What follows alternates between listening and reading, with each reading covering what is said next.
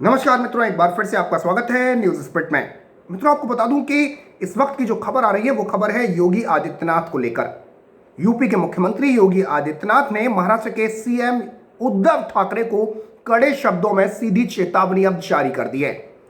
ये चेतावनी क्या है और ये चेतावनी देने की जरूरत क्यों पड़ी, ये मैं पूरी वीडियो में आपको बताऊंगा। लेकिन उससे पहले कमेंट में आप मुझे बताएं कि उत्तर प्रदेश में जिस तरीके से पहले सीएए के दंगाइयों से निपटा गया, उसके बाद जाहिल जमातियों से निपटा गया, और जिस तरीके से कोरोना से लड़ाई में यूपी के मुख्यमंत्री सीएम योगी आदित्यनाथ काम कर रहे हैं, तो उन्हें आप 10 में से कितने नंबर देना चाहेंगे, ये कमेंट्स में मुझे बताइएगा।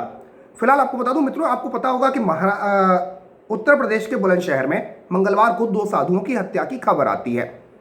खबर दरअसल ये थी कि एक भंगेड़ी ने, एक नशेड़ी ने चिमटे को लेकर, शायद चिमटे की बात थी, और चिमटे को लेकर 2 साधुओं की हत्या कर दी जाती है। चूंकि ये उत्तर प्रदेश के बुलंदशहर में होता है, तो अब तक जो मुंह में दही जमा कर बैठे थे, जो खुद को पत्रकार, या मैं कहूं मेरी नजर में वो पत्तलकार हैं, जो पत्तलकार थे, जो कांग्रेसीय थे, वामीय थे, आपीय थे, इन सब की बाँछें खिल गई, क्योंकि ऐसा उत्तर प्रदेश में हुआ था। और इन सब ने जो अब तक मुंह में फेविकॉल और दही जमा कर रखा हुआ था, ये सब बोलना शुरू हो गए, और उन्होंने बुलंदशहर की तुलना पालघर से कर दी। यहां तक कि संजय राउत, जो कि पैसालार हैं उद्धव ठाकरे के, उद्धव ठाकरे, इन सब ने भी तुलना, पालघर की तुलना जो है वो बुलंदशहर से करना शुरू कर दी। लेकिन ये सब ये भूल गए, मैं कहूं ये जाहिल भूल गए कि बुलंदशहर में जो हत्या हुई 2 साधुओं की, वो आपसी रंजिश का परिणाम थी। पालघर में जो साधुओं की हत्या हुई वो मॉब लिंचिंग का परिणाम थी। वहां 200 लोगों की भीड़, आप सोचिए 200 लोगों की भीड़, तकरीबन 200 लोगों की भीड़ 2 साधुओं को घेर कर खड़ी हो जाती है, और वो साधु हर किसी के पास जा जाकर कहते हैं कि हमें माफ कर दो, हमें बख्श दो, लेकिन उनको नहीं छोड़ा जाता। खाकी पहने हुए 6 से ज्यादा हत्यारे राक्षस वहां पर खड़े हुए थे, लेकिन वो मूक दर्शक बनकर खड़े रहते हैं। और अगर बुलंदशहर की मैं बात करूं, तो बुलंदशहर में एक नशेड़ी बंगेड़ी जो आपस में कुछ कहा सुनी होती है, उसके बाद साधुओं की हत्या कर देता है। साधुओं की हत्या कहीं भी सही नहीं है, किसी भी राज्य में सही नहीं है, किसी की हत्या सही नहीं है। लेकिन सवाल इस बात का है कि पालघर मामले में तुम दही मुंह पर जमाकर बैठे थे, और अब जैसे ही बुलंदशहर में यह होता है तो ऐसा लगता है कि तुम बॉर्नवीटा पीकर आ गए, क्योंकि उत्तर प्रदेश के बुलंदशहर में होता है। इस मामले में संजय राउत ने क्या ट्वीट किए हैं? संजय राउत पैसालार हैं उद्धव ठाकरे के। संजय राउत ने ट्वीट किया, बुलंदशहर के मंदिर में 2 साधुओं की हत्या मामले में मुख्यमंत्री उद्धव ठाकरे ने योगी आदित्यनाथ से फोन पर चर्चा की। उन्होंने साधुओं की हत्या को लेकर चिंता व्यक्त की। ऐसी अमानवीय घटना घटती है तब राजनीति न करके हमें एक साथ काम करते हुए अपराधियों को दंडित करवाना चाहिए। इसके साथ ही संजय राउत ने एक और ट्वीट किया, और इसमें लिखते हैं, भयानक, बुलंदशहर यूपी के एक मंदिर में 2 साधुओं की हत्या। लेकिन मैं सभी से अपील करता हूं कि वे इसे सांप्रदायिक न बनाएं, जिस तरह से कुछ लोगों ने पालघर मामले में करने की कोशिश की। इसके बाद आपको बता दूं कि योगी आदित्यनाथ कहां चुप बैठने वाले थे। योगी आदित्यनाथ कार्यालय ने अपने ट्विटर हैंडल से ट्वीट करते हुए लिखा, संजय राउत जी, संतों की बर्बर हत्या पर चिंता करना राजनीति लगती है।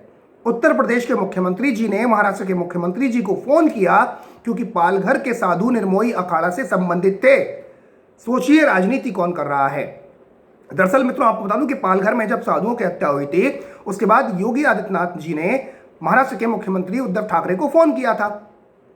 बस फिर क्या था, उद्धव ठाकरे को दिल पर बात लग गई। बोले यार ये कैसे कर सकते हैं हमें फोन, हम तो बहुत अच्छा शासन चला रहे हैं यहाँ पे, हमारे यहाँ तो फ्री कश्मीर का पोस्टर लड़की लहरा कर चली जाती है, मुझसे कुछ नहीं कह पाते, साधुओं की हत्या हो जाती है, तो ये कैसे फोन कर रहे हैं हमको। लेकिन सीएम योगी आदित्यनाथ ने कहा क्योंकि जो पालघर के जो साधु थे, स्वामी कल्पवृक्ष गिरी जी, और जो दूसरे साधु थे वो निर्मोही अखाड़ा से संबंधित थे, जूना अखाड़ा से संबंधित थे, और सीएम योगी आदित्यनाथ खुद एक योगी हैं, तो उन्होंने फोन किया था, हलचल जाना था। लेकिन उद्धव ठाकरे और संजय राउत के दिल पर यह बात लग गई, तो उन्होंने भी फोन कर दिया, बोले हम भी फोन करेंगे तुमको।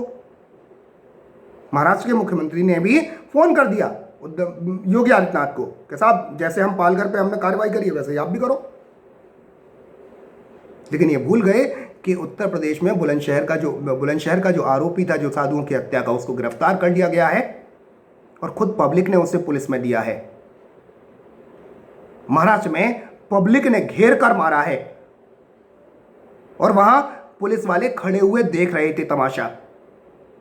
और रही कार्रवाई की बात, तो अब तक जो गिरफ्तारियां की गई हैं उनमें से क्या पुलिस ये बता पाई कि किसने हत्या की थी और क्यों की थी? और बात कर रहे हैं कि साहब हमने कार्रवाई कर दी, आप भी करिए। लेकिन आपको बता दूं, सीधे सीधे इसके बाद योगी आदित्यनाथ ऑफिस ने एक और ट्वीट किया और उन्होंने लिखा कि सीएम श्री योगी आदित्यनाथ जी के नेतृत्व में उत्तर प्रदेश में कानून का राज है। यहां कानून तोड़ने वालों से सख्ती से निपटा जाता है। बुलंदशहर की घटना में त्वरित कार्रवाई हुई और चंद घंटों के भीतर ही आरोपी को गिरफ्तार किया गया। महाराष्ट्र संभालें, यूपी की चिंता ना करें। यह सीधे सीधे योगी आदित्यनाथ ऑफिस की तरफ से ट्वीट किया गया। मित्रों, आपको पता है कि जब से योगी आदित्यनाथ की सरकार उत्तर प्रदेश में आई है, आपने देखा होगा, आपको याद होगा कि जो अपराधी थे उत्तर प्रदेश में,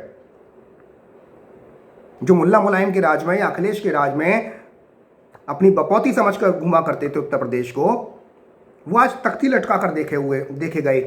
इन तख्तियों पर लिखा होता था कि हम कोई अपराध नहीं करेंगे, अपने परिवार का भरण पोषण मेहनत मजदूरी करके करेंगे। उसके बाद इन लोगों ने योगी आदित्यनाथ सरकार को एनकाउंटर सरकार बोलना शुरू कर दिया, अपराधियों को जब ठोका गया। उसके बाद आपने देखा कि सीए के गुंडों के साथ जब योगी आदित्यनाथ सरकार कड़ाई से पेश आई तो प्रियंका गांधी वाड्रा मेरठ के दंगाइयों के यहां पहुंच जाती हैं। खैर, वो तो इनके परिवार की जो है, गांधी परिवार बाटला हाउस में मार होती हैं। आतंकवादियों के मरने पर सलमान खुर्शीद पूरे देश की मां बता देते हैं सोनिया एंटोनियो माइनो को, और बेटी जो है मेरठ पहुंच जाती हैं। तो योगी आदित्यनाथ सरकार ने पहले अपराधियों को ठोका, सीए के दंगाइयों को ठोका, जाहिल जमातियों से सख्ती से पेश आई, और उद्धव ठाकरे कह रहे हैं कि आप महाराष्ट्र से सीखिए। अरे जनाब, आपकी नाक के नीचे फ्री कश्मीर का पोस्टर लहरा कर चली जाती है महक, और उसके बाद संजय राउत ये कहते हैं अरे ये तो फ्री कश्मीर में इंटरनेट फ्री मांग रही थी कश्मीर में। इसके साथ ही आपको बता दूं कि योगी आदित्यनाथ ने भी एक ट्वीट किया है। उन्होंने लिखा कि पालघर में हुई संतों की विभत्स हत्या पर चिंता व्यक्त करने को राजनीति कहने वाली आपकी वैचारिक कुदृष्टि को क्या कहा जाए? कुसंस्कारों में रक्त स्नान करती आपकी टिप्पणी आपके बदले हुए राजनीतिक संस्कारों की परिचायक है। निस्संदेह यही तुष्टीकरण का प्रवेश द्वार है।